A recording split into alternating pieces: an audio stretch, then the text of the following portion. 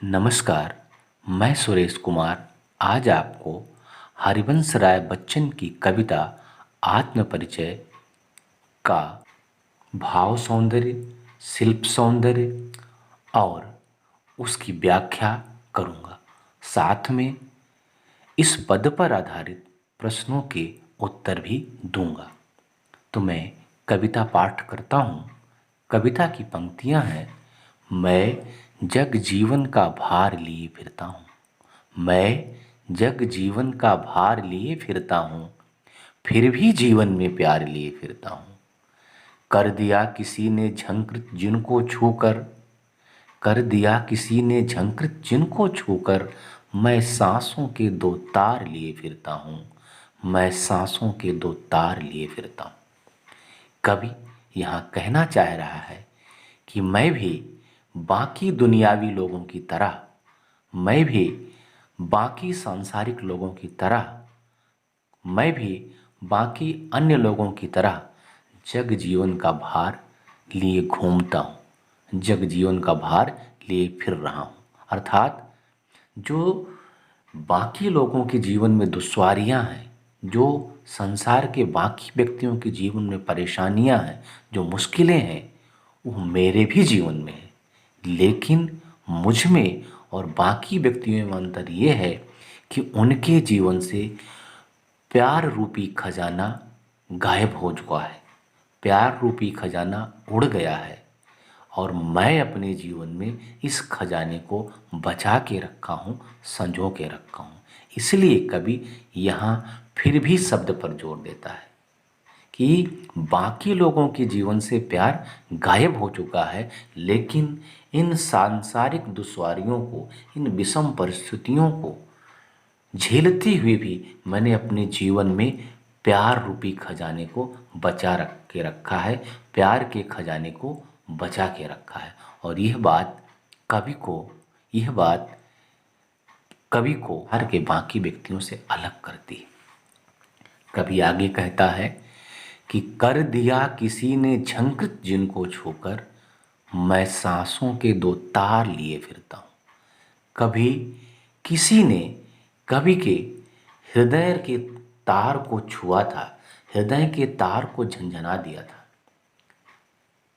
उसके हृदय में, उसके सांसों में जो सांसों रूपी तार हैं, उनको छुआ था और उन तारों को छूने से उसके जीवन में झंकार पैदा हो गई थी।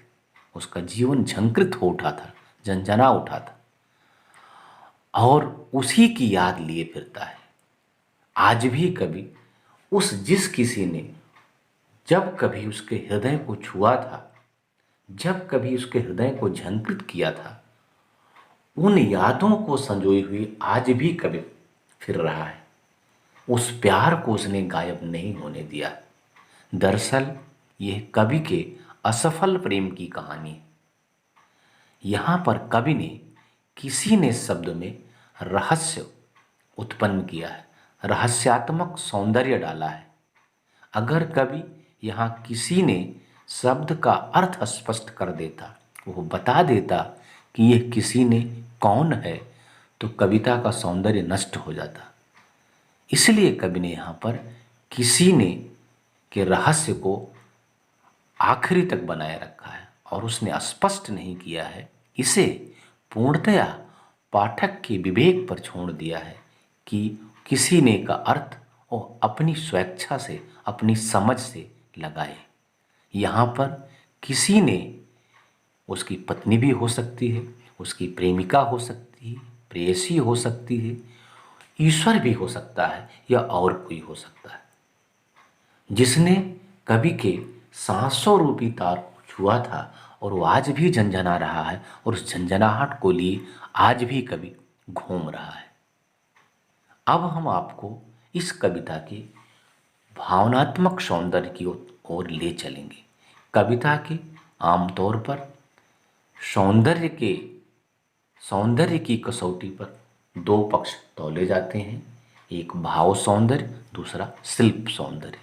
आपकी परीक्षा में अक्सर ये आता है कि दी गई कविता का भाव और शिल्प सौंदर्य स्पष्ट कीजिए।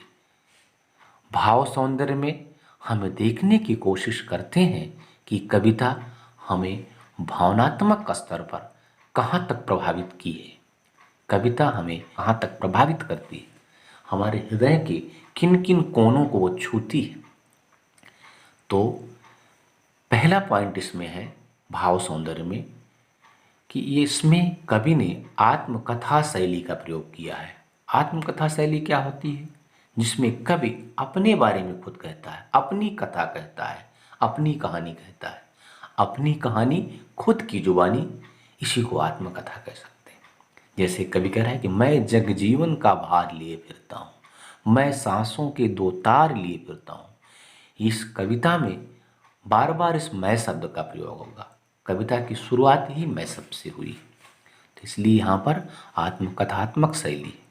भाषा सरस है, सहज है, सरल है, आप पढ़ करके साधारण ही अर्थ लगा सकते हैं। आम आदमी जिसे साहित्य की उतनी समझ भी ना हो, वो भी हरिवंश राय बच्चन की पंक्तियों को समझ सकता है, और यही हरिवंश राय बच्चन की खूबी है जो उन्हें बाकी कवियों से अलहदा करती है।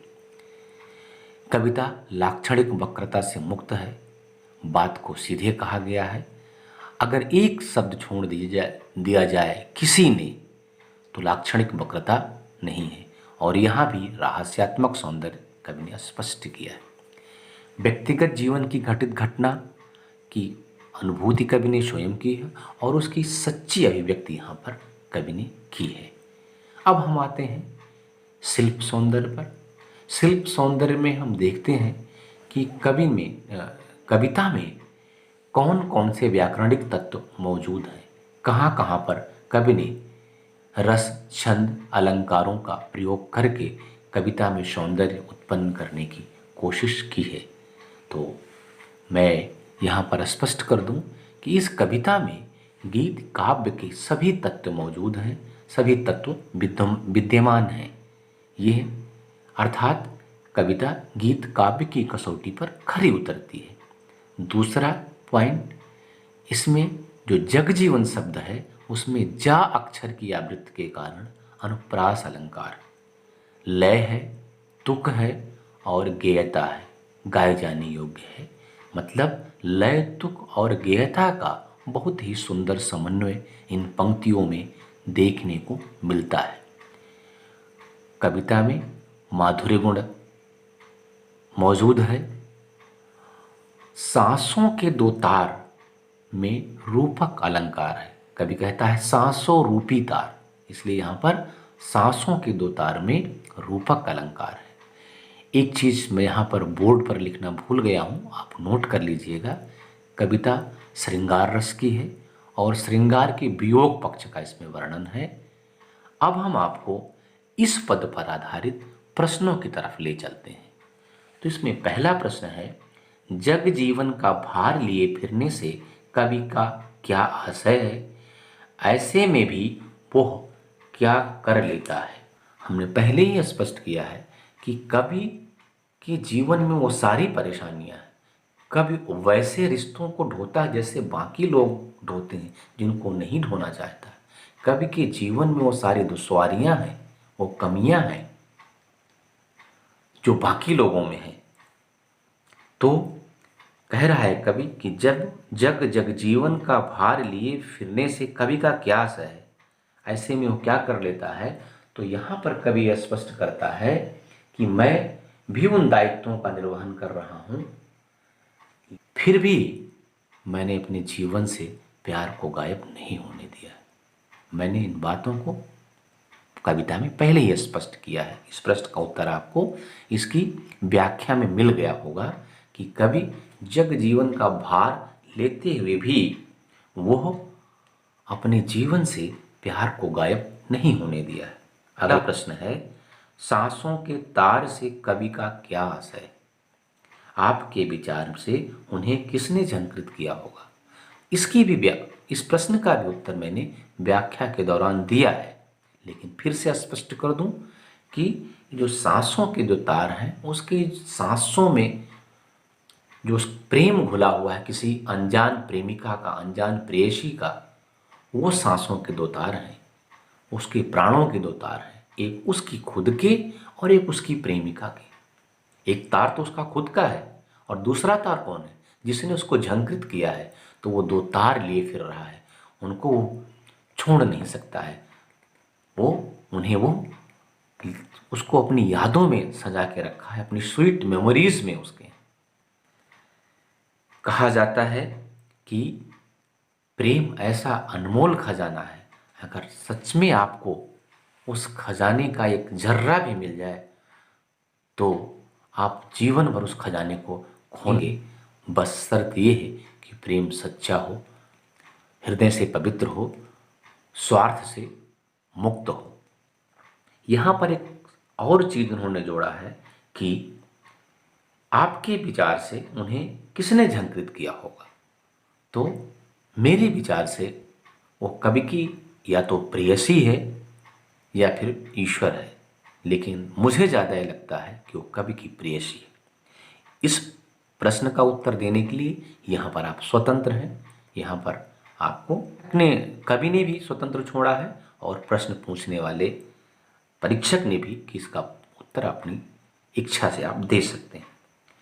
फिर भी और किसी ने का प्रयोग वैशिष्ट बताइए। ये प्रश्न अगला है कि फिर भी और किसी ने में कौन सा प्रयोग वैशिष्ट है, इसकी प्रयोग में विशेषता क्या है। तो मैं आपको बताऊं कि पहले ही मैंने कहा है कि यहाँ कवि ने फिर भी शब्द पर बहुत जोर दिया है। और क्यों दिया है, इस चीज को जताने के लिए, इस चीज को बताने के लिए कि सांसारिकता के बोझ को उठाते उठाते बाकी लोगों के जीवन से प्यार गायब हो गया है, लेकिन मैंने अपने जीवन में प्यार को बचा के रखा है और ये बहुत बड़ी उपलब्धि है, बहुत बड़ा खजाना है। किसी ने शब्द का, उसकी भी व्याख्या के दौरान मैंने चर्चा की है।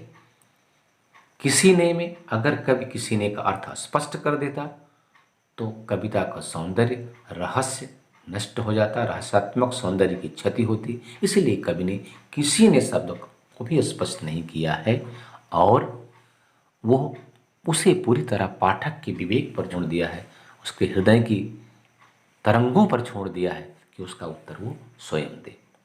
अब अगला प्रश्न इसमें है कि काव्यांश की अलंकार योजना बताइए। अलंकार योजना क्या क्या है, कहाँ कहाँ है। तो मैंने आपको पहले ही लिख दिया है कि जगजीवन में अनुप्रास अलंकार है और सांसों के दो तार में रूपक अलंकार है। इस पद से जो मैंने अभी आपको यहाँ पढ़ाया इतना ही आएगा, इससे अलग कुछ प्रश्न या उत्तर नहीं आ सकता है। भाव सौंदर्य, शिल्प सौंदर्य, व्याख्या और इस पर आधारित प्रश्न आ सकते हैं या स्वतंत्र प्रश्न भी आ सकते हैं। इसमें इसके अतिरिक्त और कुछ नहीं आएगा। उम्मीद करते हैं आपको अच्छा लगा होगा और इसको अपनी नोटबुक पर उतार लीजिए और परीक्षा की तैयारी बढ़िया से कीजिए। चैनल अगर अच्छा लगा हो तो हमारी हौसला अफजाई के लिए लाइक, कमेंट, शेयर और सब्सक्राइब जरूर करें। हाँ, बेल आइकन को दबाना बिल्कुल ना भूलें ताकि आपको आने वाले वीडियोस की नोटिफिकेशन मिलती रहे। धन्यवाद।